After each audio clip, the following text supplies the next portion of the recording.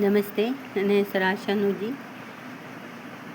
ರಾಮಸಾಂಗತ್ಯ ಎಂಬ ಕಾವ್ಯ ಸಂಕಲನದಿಂದ ಯುದ್ಧಕಾಂಡವನ್ನು ನಾನು ಜಾನಪದ ಶೈಲಿಯಲ್ಲಿ ಪ್ರಸ್ತುತಪಡಿಸುತ್ತಿದ್ದೇನೆ. ರಚನೆ ಇಂದಿರಾ ಜಾನಕಿ ಎಸ್ ಶರ್ಮರವರು. ಇದು ಕೊನೆಯ ಕಾಂಡ, ಯುದ್ಧಕಾಂಡ. ಮುಂದುವರಿದ ಭಾಗ. ಮಾರಣದ್ವರವನ್ನು ನಾಶ ಮಾಡುತ್ತ ಇಂದ್ರ ಜಿತುವನ್ನು ಮರ್ದಿಸಬೇಕು. ಯಾಗಶಾಲೆಗೆ ಹೋಗಿ ಧೂರ್ತನ ಕೊಲ್ಲಲು ಸೌಮಿತ್ರಿ ಜೊತೆಗಿರಬೇಕು. ರಾಮಂಗೆ ಪೊಡಮಟ್ಟು ಲಕ್ಷ್ಮಣ ಹೊರಟನು ಮಾರಿ ನಿಕುಂಬಿಲಾಲಯಕ್ಕೆ. ಅಂಗಾದ ಜಾಂಬವ ಹನುಮ ವಿಭೀಷಣರೊಡಗೂಡಿ ದೌಷ್ಟ್ಯನಾಶಕ್ಕೆ. ಕ್ಷೇತ್ರಕ್ಕೆ ಭದ್ರ ರಕ್ಷಣೆಯಿತ್ತು ಇಂದ್ರಾರಿ ಕುಳಿತಿದ್ವನದ್ವರಕ್ಕೆಂದು. ಕಾವಲು ಭಟರನ್ನು ಲಕ್ಷ್ಮಣ ತರಿದನು ಗೂರ್ಗಾಣೆಗಳೆಸೆದೆಸೆದು.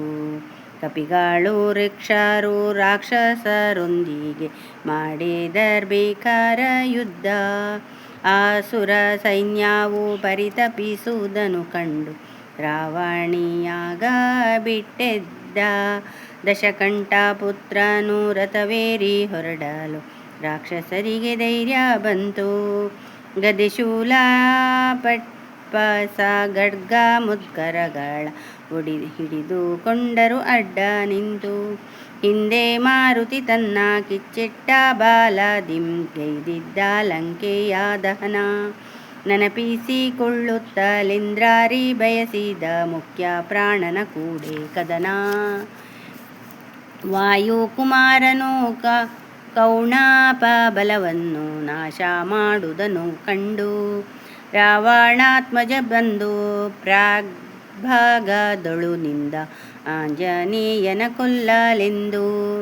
ಶರಣ ವಿಭೀಷಣ ಶ್ರೀರಾಮನುಜಂಗೆ ವಾಸಾರಿಯ ವಧಿಸೆಂದ. ಶತ್ರು ಸಹಾಯಕ ಚಿಕ್ಕಪ್ಪನನ್ನು ಕಂಡು ರೋಷಾದಿಂ ರಾವಣಿ ನುಡಿದ. ಪೌಲಸ್ತ್ಯ ವಂಶದಿ ಹುಟ್ಟಿದ ನೀನಿಂದು ಕುಲಕ್ಕೆ ಕಂಟಕನಾಗಿ ಹೋದೆ. ಅಗ್ರಜನಿಗೆ ಬೆಂಬಲಿಸುವುದು ಕೈಬಿಟ್ಟು ಶತ್ರುಪಕ್ಷವ ಸೇರಿ ಬಂದೆ. ಅಣ್ಣನ ಪುತ್ರನ ಮೂದಲಿಕೆಯ ಮಾತು ಕೇಳಿ ವಿಭೀಷಣ ನೊಂದ. ದುರ್ಬುದ್ಧಿಯಂ ಧರ್ಮ ಬಾಹಿರ ಕಾರ್ಯವ ಮಾಡಿದಡಣ್ಣನ ಬಿಟ್ಟೆನೆಂದ. ಕುಟಿಲತೆಯಂ ಬಂದು ಅಭಿಚಾರವೆಸಗುವ ನನಗಿಂದು ಮರಣವೇ ಸಿದ್ಧ. ಆಯುಧ ಜಳ ಬಯಸಿ ಶೌರ್ಯದಿಂ ಕೈಗೊಳ್ಳು ವೀರ ಲಕ್ಷ್ಮಣನೊಡು ಯುದ್ಧ.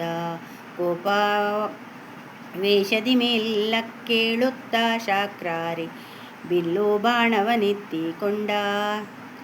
ರಾಮಾನುಜ ಧನುರ್ಧಾರಿಯ ವಧಿಸಲು ಹನುಮಾನ ಹೆಗಲೇರಿಕೊಂಡ. ಮಾನವ ದಾನವರಿರುವರು ಹೋರಿದರ್ ಎದುರಾಳಿಯನು ಕೊಲ್ಲಲೆಂದು. ಕಪಿ ಸಮುದಾಯಕ್ಕೆ ಚೋದನೆಯನ್ನಿತ್ತ ದಶಕಂಠ ನವರಾಜ ಬಂದು. ಲಂಕಾಧೀಶನ ಸೈನ್ಯ ಬರಿದಾಗಿ ಹೋಯಿತು ವೀರಾದಿ ವೀರರು ಸತ್ತು. ಆಶಾದೀಪಿಕೆಯಾಗಿ ಉಳಿದುಕೊಂಡಿಹನಿಂದು ಪಂಕ್ತಿಯಗೆ ಇಂದ್ರಜಿತ್ತು.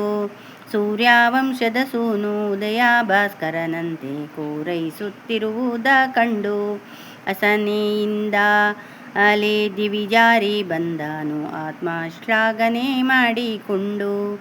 ಒಬ್ಬರನೊಬ್ಬರು ನ್ಯಕ್ಕರಿಸುತ್ತಲೇ ಸಮರವ ಕೈಗೊಂಡರಲ್ಲಿ. ಶಾಸ್ತ್ರಾಸ್ತ್ರ ನಿಪುಣರು ಅಸಮಾನ ಬಲದಿಂದ ಕಾದಾಡಿದರು ರಣದಲ್ಲಿ. ರಾಮ ಸಹೋದರ ಬಿಲ್ಬಲ್ಕೆಲ್ಮೆಯ ಮೆರೆಯುತ್ತ ಹೋರಾಡಿದನು ಬಲ್ಪಿನಿಂದ. ರಾವಣ ಕುಮಾರನು ಹಯಗಳ ಕೊಲ್ಲುತ್ತ ಸೋತನ ಗೋಣನನ್ನು ಮುರಿದ.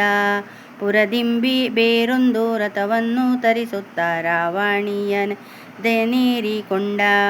ಲಾಘವ ದಿಂಬಾಣಗಳ ಹೂಡಿ ಕಪಿಗಳ ಕೆಡವಿದ ನೈಪುಣ್ಯದಿಂದ.